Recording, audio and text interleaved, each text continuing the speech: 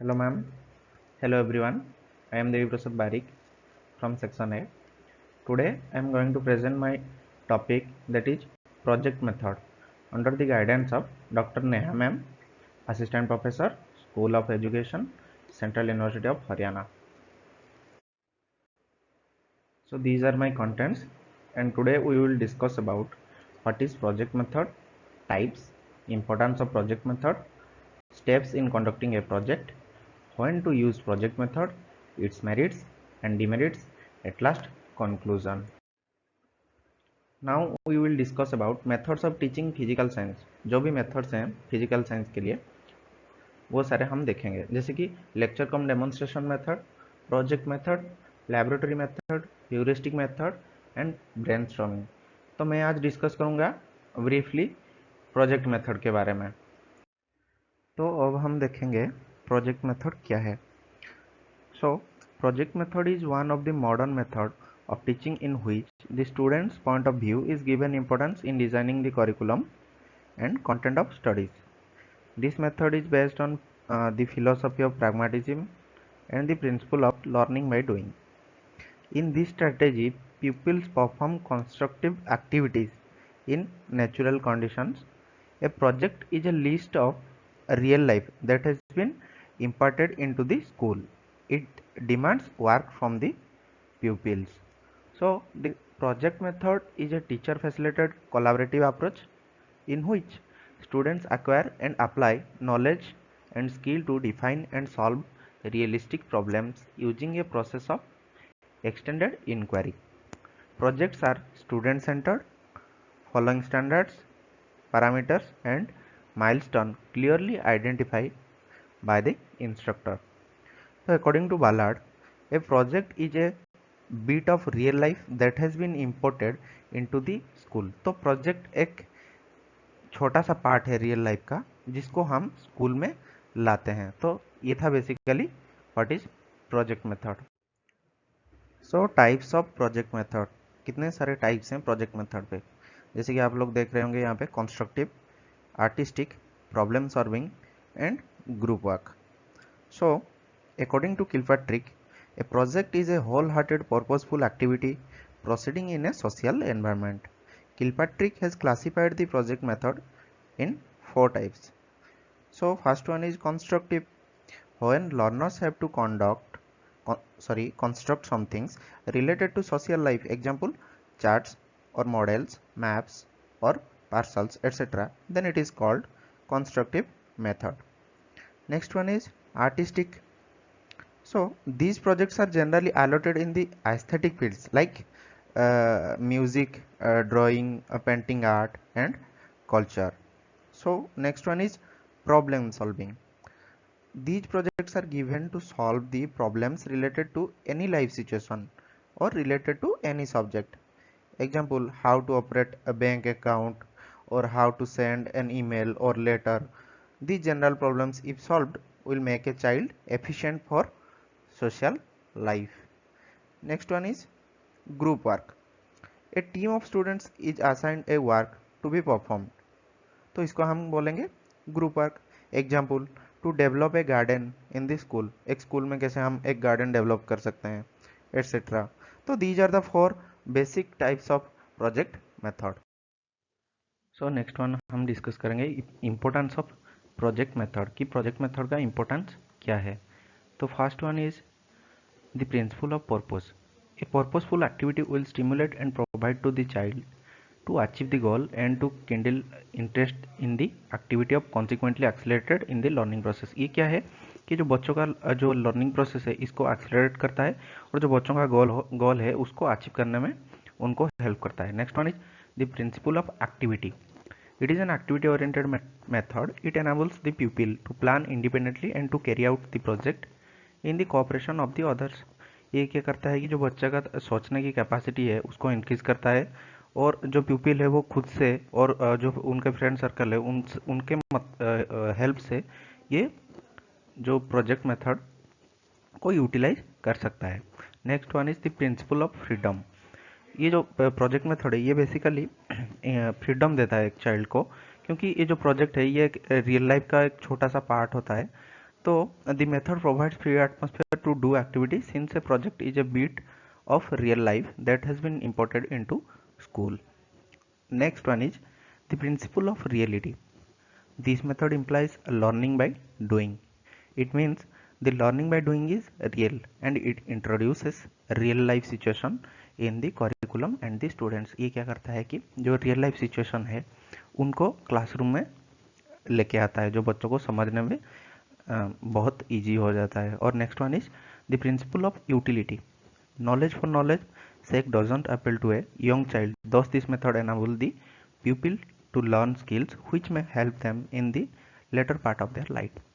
ये क्या करता है कि जो बच्चा है उसको जो भी सीखने को मिलता है प्रोजेक्ट मेथड में वो अपना रियल लाइफ में उसको यूटिलाइज कर सकता है, क्योंकि इससे वो बहुत कुछ नॉलेज गेन करता है. अब हम देखेंगे what are the steps in conducting a project.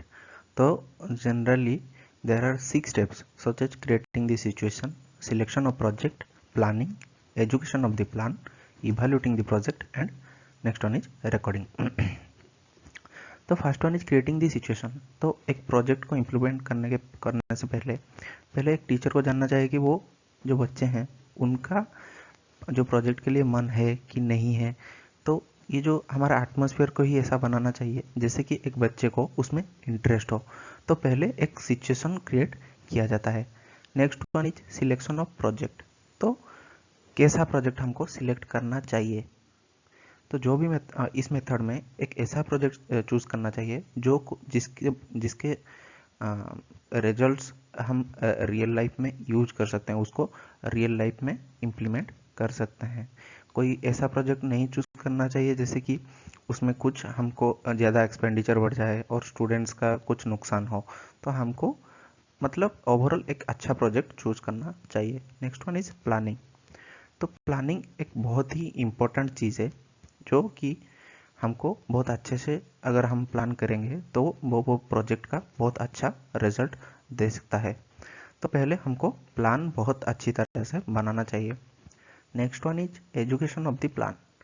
जो प्लान है उसके कुछ आउटलाइंस बनाना चाहिए हमको.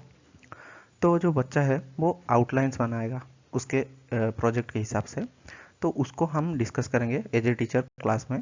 तो जो भी रिजल्ट्स आएगा उसको होल क्लास डिस्कस करेगा.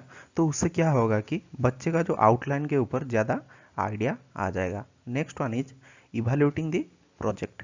तो ये क्या करता है, तो हमको एक प्रोजेक्ट को कंप्लीट होने के बाद हमको उसको इवैल्यूएट करना चाहिए कि हम उसको बच्चों के ऊपर छोड़ देते हैं कि हाँ बच्चा बताओ कि आपका क्या गलती रह गया है, आपने क्या कमी छोड़ दी इसमें.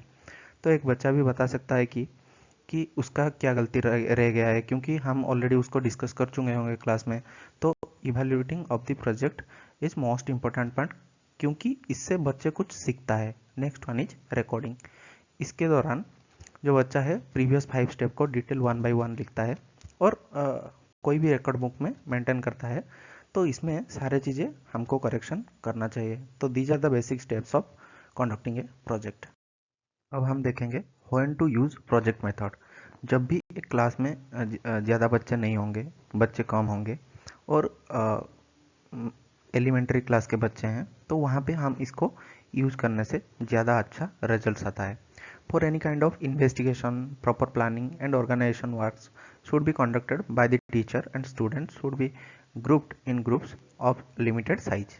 A leader should be assigned of the group who should be held liable for working of all the students of the group.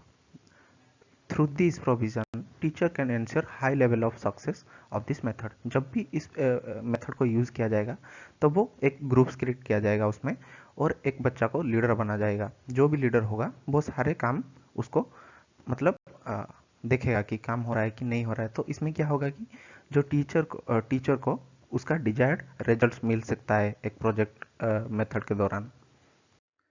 तो what are the merits of project method. It helps in developing social norms and social values among the learners. ये learner के अंदर social norms and social values को develop करता है. और ये क्या करता है कि एक बच्चे का सब्जेक्ट मैटर और कंटेंट नॉलेज को इंक्रीज करने में हेल्प करता है और उनको ज़्यादा इससे बहुत कुछ सीखने को मिलता है. और जो बच्चे का नॉलेज है वो इफेक्टिवली ग्रो करता है, जैसे कि उसका जो स्पिरिट है उसके अंदर उसको वो डेवलप करता है और उसका सोशल पार्टिसिपेशन भी इंक्रीज करता है। It cause an all round development of the pupil and attributes like self dependence and self confidence. ये बच्चे को ज़्यादा सेल्फ कॉन्फिडेंस बनाता है और उनको सेल्फ डिपेंडेंस भी बनाता है। This method imports training to the student to inculcate in their primary virtues like tolerance, independence, open mindedness, resourcefulness। तो ये बच्चा का ओपन माइंड बनाता है और रिसोर्सफुलनेस उनमें डेवलप कराता है प्रोजेक्ट मेथड। तो these are the merits of project method.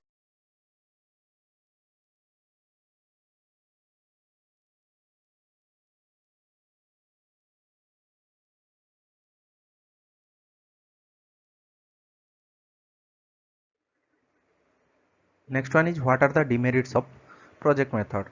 The project method cannot be planned for all subjects and whole subject matter cannot be taught by this strategy। तो इस strategy की वजह से हम पूरा सब्जेक्ट को ऐसे नहीं पढ़ा सकते क्योंकि ये बहुत ज़्यादा टाइम कंज्यूम करता है और ये सारे सब्जेक्ट के जो सारे सब्जेक्ट के प्रोजेक्ट मेथड हम यूज नहीं कर सकते और it is not economical from the point of view of time and cost. तो बहुत ज़्यादा समय लेने की वजह से ये इनअप्रोप्रिएट होता है। It is very difficult for a teacher to plan और to execute the project to the learner and supervise them.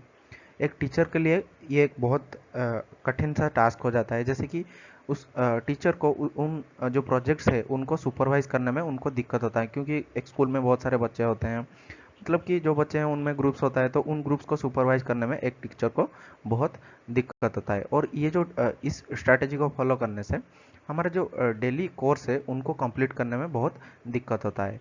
और इस मेथड में जो जो भी ब्रिलियंट स्टूडेंट्स हैं उनको लीडर बनाया जाता है। जैसे कि एक बच्चे बहुत अच्छा सीखता है तो उसको हम लीडर बना देते हैं क्लास में और एक ग्रुप में, तो बाकी जो पैसिव बच्चे रह गए वो क्या करते हैं कि वो उनको ब्लाइंडली फॉलो करने लगते हैं कि हाँ ये तो बता रहा है ये सही है। तो इसमें बहुत कुछ डिमेरिट्स भी होते हैं बच्चों के। तो अब हम देखते हैं what is the conclusion of this method. This method brings life to the school atmosphere. Learning becomes a cooperative affair. Its approach is scientific and psychological. As it is not suitable for drill and continuous and systematic teaching, it is not very desirable to use in freely. If the teacher can devise and plan a good project on something, the students will gain a lot. It leads to understanding and develops the ability to apply knowledge. Its occasional use will always remain the effective tool in the hand of teacher. The teacher has to work as a careful guide during the execution of the project. Costly projects should be avoided. Unsupervised and unevaluated project work will also be of no use. So these are my references. Thank you all for listening me. Have a good day.